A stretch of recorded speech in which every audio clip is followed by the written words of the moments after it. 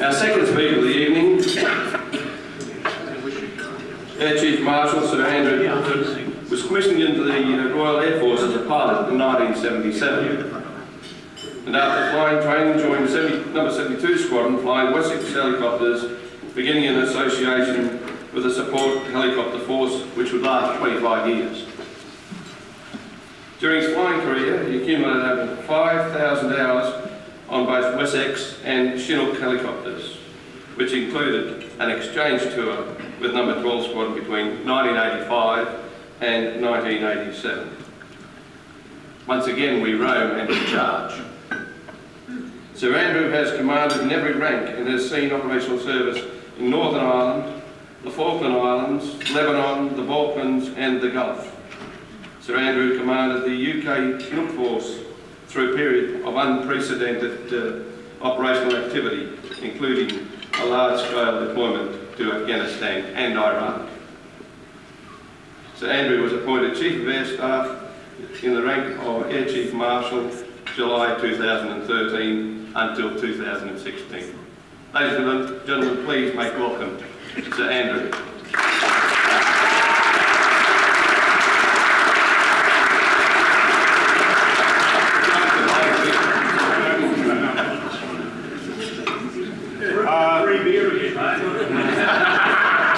I'm here, distinguished guests, ladies and gentlemen, members of number 12 Squadron, both old and not so young.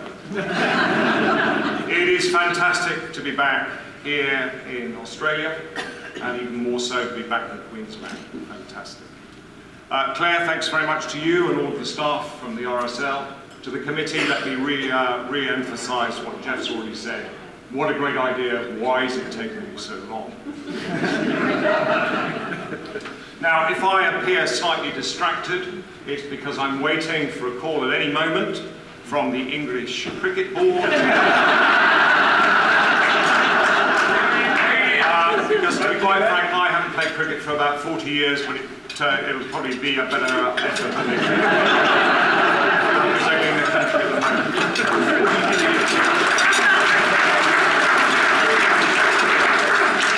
Now, I'm POM 3, okay, so I followed Laurie, Chas Chubb, who was killed, we heard about that yesterday, and I preceded John Kennedy. At the same time, you had Darryl. Thanks very much, Darryl, for the flying display which we still use on the RAAF Chinooks at home. Then Phil Cages, who's here, then Dino Watson, who's not, and then John Oddie joined me in Germany, and he did this bit as well. It was a programme to transfer ideas, information, culture between the two air forces. We were incredibly well prepared as POMs to come here to Australia. Why? Because we've been brought up with all these quirky things about your country. A kangaroo that talks. Skippy, what's that, Skippy? Just down in the ravine is a man with a broken leg. A white New Zealand actor playing a First Nation detective, Boney.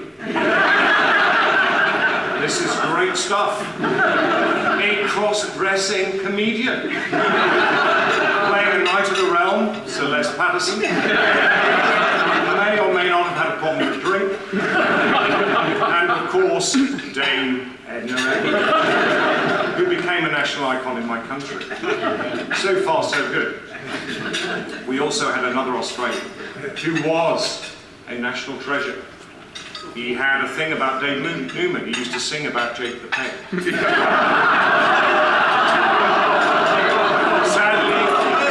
Sadly, he was a very good artist. He was a treasure, and also a flawed man. And I'm not going to mention his name. That, ladies and gentlemen, is the sort of preparation we had to come to this wonderful country. What did we find? What did we find? We found a country that was going to kill us at every moment. We were ready for the sharks, we were ready for the crocodiles, we were probably ready but not wanting to meet the snakes. We discovered the spiders, the bad ones, they're all down in New South Wales. We've got the tame little redback, tiny little thing, no problem at all. I also discovered in my backyard one afternoon from my ground liaison officer that even your lawns are trying to kill you when he asked me, have you done your bindi yet, Andy?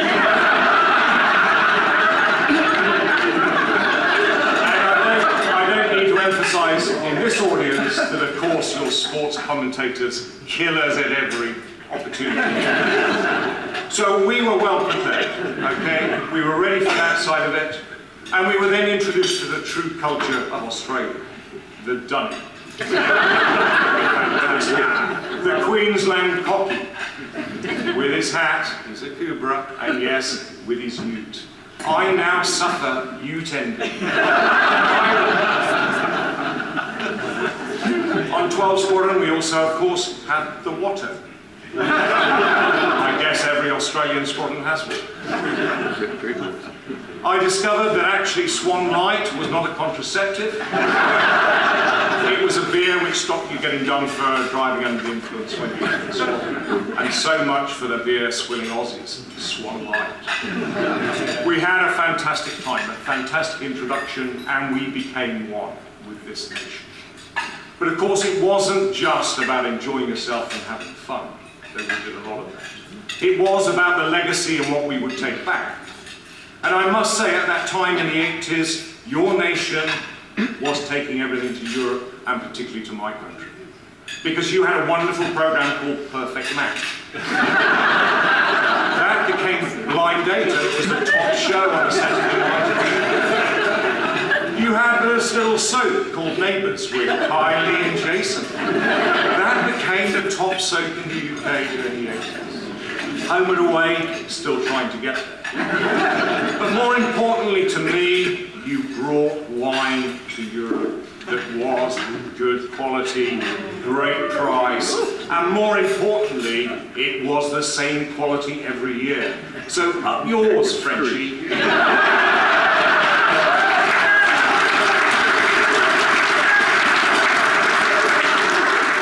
Of course, to be quite serious, there was a broader legacy that was required, and that's we came here as playing second fiddle effectively in the Chinook world. We came to the Chinook late. We tried a few times to buy it, thought our kit was better, we got it very wrong. You were there in the 70s, it wasn't until 81 that the Chinook arrived with the Royal Air Force. And let's face it, we needed help. Why did we have to relearn lessons you may have done?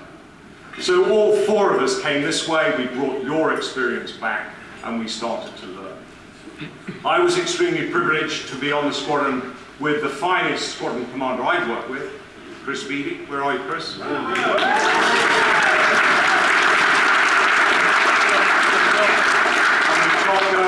And with where is he? With young Jurdy. Endo at the end.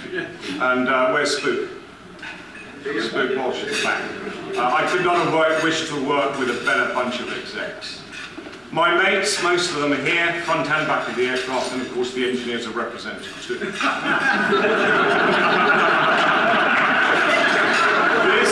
This was a squadron tour where I would learn as a Wessex pilot in a single tour, and I did go to the Falklands in '83 after the war with Chinook. I learned about three things that were to serve the Royal Air Force well and still do. The first is long-distance operations.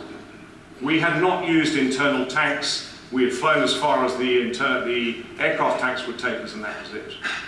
Go up to Papua New Guinea, that's a couple of days. Go to the northwest, it's 3 days. Go to Darwin, that's 15 days over 2 hours there. Do a 30-minute task, come back over 2 days. These were distances totally unreal to the Royal Air Force at the time. I can assure you that when we had to get Chinooks down to Sierra Leone, and there was some special forces work to be done, and we were told on the Friday night to get them there, and we flew them there in 36 hours non-stop by front loading via British Airways crews to meet the aircraft en route and then doing hot refuels on the way. 36 hours to Central Africa from Odium without switching the aircraft off. That came from 12 Squadron.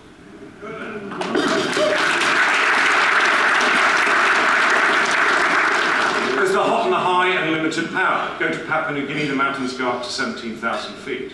Come to the UK, the highest we manage is about 3.5. You struggle in the UK to get the temperatures, so this weekend's going to be really good. Apart from the cricket. Go to Papua New Guinea and you use the Chinook. You use it in terms of limited power, you use it at altitude, you use oxygen. These were skills that we were to take to Afghanistan in 2002 in the Tora Bora. They were skills I used in '91 at the end of the first Gulf War when we were up in the mountains of northern Iraq, southern Turkey, when we were rescuing Kurds by the thousands by delivering them food and water into the mountains of Turkey. Those were real experiences that were translated into skills in the Royal Air Force. And of course, finally, there's that dust landing thing. The fact that if you want to land anywhere in Australia, there's going to be a certain amount of uproar when you get there in terms of bull dust and all these wonderful terms you have for talcum powders. These were skills that we would start using in earnest in 2002, 2003. Afghanistan and Iraq, when we invaded Iraq in 2003, they were Australian skills we were taking with us. And interestingly, the first Royal Air Force, the first British aircraft to land in Iraq in 2003 was a Chinook from 18 Squadron. It was the same Chinook was the survivor in 1982 in the Falklands. It got a DFC for the captain in 82. It was a DFC for the captain in 2003. You can all collectively be very proud of the part you played in that aircraft's 2 DFCs. But of course, it wasn't just the odd operation. Through the Balkans in the 90s, through Afghanistan when we were working with the Australian Army with their Chinooks when they got there, moving this aircraft, this wonderful Chinook's aircraft capabilities forward. That can all be traced back to the exchanges that the 3 of us and Chaz experienced and those 4 wonderful Australians that came to the Royal Air Force. That is a 12 Squadron benefit to all. To give you some idea of what the Chinooks have been up to, if I were to tell you that the Royal Air Force Chinook Force has 50 DFCs from Iraq and Afghanistan. My personal staff officer as chief was a young bogey on my squadron. He's an SF pilot, a Special Forces pilot on Chinooks. He has 3 DFCs. There were only 60 triple DFCs in the whole of the Second World War. These are impressive operations which our young men and women are continuing to this day. Why?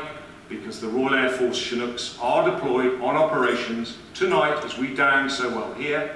They're in Mali and Chad with the French. God help them. But if the Chinook was important, so was young Andy Pulford, because as you now know, Jeff over there and I had the great privilege of commanding our 2 wonderful air forces together. Why was that important? Because we're mates. Were we mates before? No, we didn't fly together, but we had a bond, a link, a mateship, which you Aussies know better than anyone, that we were on 12 at some stage. It meant that we trusted one another. We could look one another in the eye and say, no, I think you're wrong there, Jeff. Normally I was wrong, but I would get the chance. This was a bond that our 2 nations know only too well. You talk about the Anzac spirit, but actually the old Pommies were there as well. And we understood what it was to be Australian. We understood what the Australians and the Anzacs brought to the party, wherever that was required.